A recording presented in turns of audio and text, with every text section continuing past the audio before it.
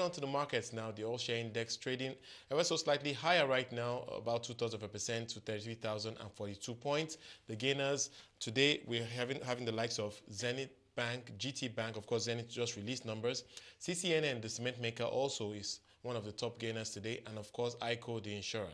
And the laggards today, we also have NACO, FCMB, First Bank, and NEM Insurance. Let's now cross to Abiola Rasaq, Team Lead Research at UBA Capital, to give us some perspective on the market. Abiola, thank you so much for joining us. I think a good place to start is to get your thoughts on the results released from Zenith Bank. We've seen earnings up 21%, but I think the big takeaway is really what we're seeing in the trading activity for the bank. Yeah, I agree with you. Those are very good numbers from Zenith Bank. Beyond the trading activity, I think we also need to appreciate the growth in the interest income, right. Which of course is largely buoyed by the growth in the loan book. You remember very well, Zenith Bank, it's a very, very risk-averse bank. The growth in the loan book has always been very subtle, around the range of 10 to 15%. Interestingly, just within a spell of 3 months in 2013 Q1, Zenith actually grew their loan book by around 11%. That's quite impressive, and of course, the impact of that is what we've seen on the net interest income line. Yes, there are pressures on funding, but of course, this growth in loan book would continue to support earnings going forward. And of course, the trading activity, particularly about 5 billion naira worth of gains on financial assets, which were earlier classified as available for sale, right, also impacted on the numbers. But if we can stick on that point about the trading income, of course, this is based on mark-to-market review of the positions of the bank at the moment. But of course, if the market moves in another direction, we could see those gains come down a little bit. Your thoughts on what the likely outlook for trading income for the likes of Zenith Bank? Yes, there will be volatility in trading income going forward into the second and the third quarter. But I think something interesting that we must note here is the fact that those trading incomes were actually on the back of the asset reallocation as Zenith Bank did in Q1.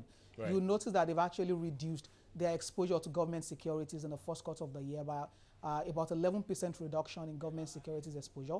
And it's on the back of that available for sale classification that they actually booked those gains after exiting their positions in, towards February and March. Of course, these are not something that would actually reverse in the second and third quarter because they already realized incomes.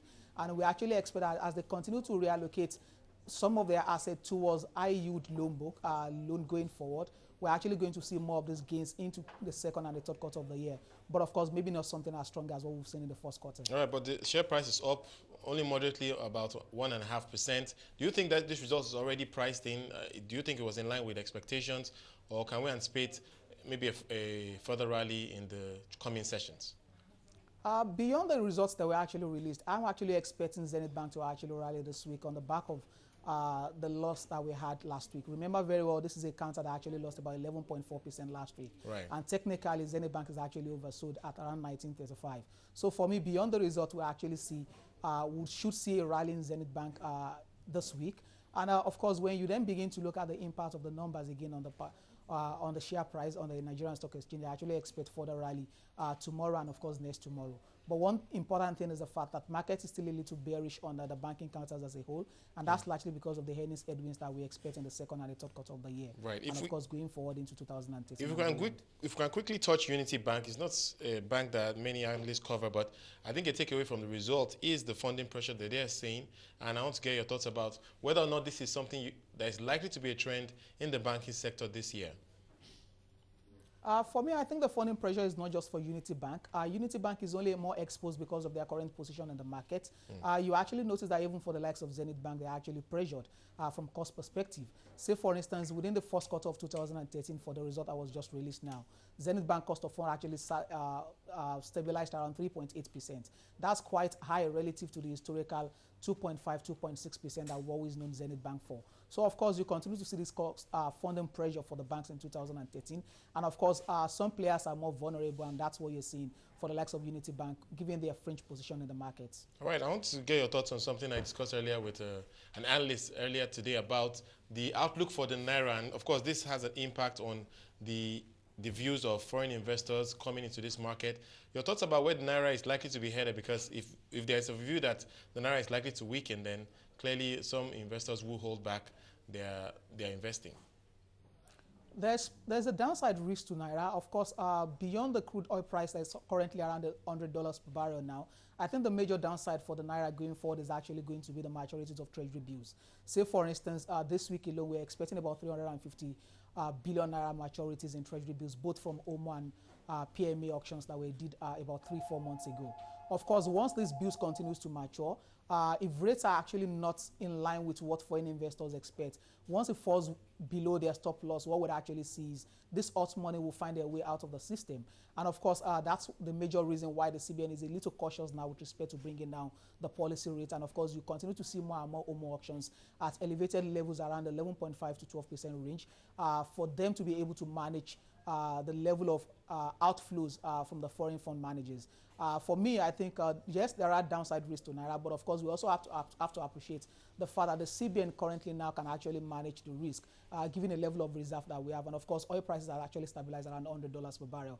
I think the downside risk to oil price for me is actually manageable, and I don't expect anything below the $95 per barrel benchmark, which I currently have for my for our valuation in UBA Capital. We actually don't see any downside risk to that in the near term. Okay, so in that as much context, as crude oil price remain at that level and the CBN's reserve remains strong, and of course they are still bent on maintaining that rate at OMO auctions around 11.5 to 12% cut-off rate, and of course that will actually be attractive for foreign investors, and that's why the risk is manageable. Okay, so in that context, are you largely constructive for equities going forward? And market's up 17.5% for the year. Do you see further upside for this market? We still maintain our expectation that the upside to the equities market is actually marginal from this point. Yes, we have a year-end target of 23% returns for the NSE index, but of course, market sitting around 18% year-to-date return, meaning that the upside to the market is just around 5%. What we'll be focusing on going forward is to take advantage of the bargain opportunities that we'll see from likely volatilities next month, and of course, we'll be buying into counters that are still undervalued at this point in time. Say, for instance, the likes of Dangote Sugar, the likes of Diamond Bank, in our own view, are still very much undervalued, and of course, we'll be playing on these counters as the market corrects itself on the overvalued counters within the consumer goods sector. Of course, we're going to see further gains on these banking counters that I've mentioned earlier, and of course, the likes of Dangote Sugar within the consumer space. So what you see is UBA Capital Research is actually going to be playing on the likely volatility that we'll see, and of course, we'll ride on that to be able to get more gains than the market into the rest of the year.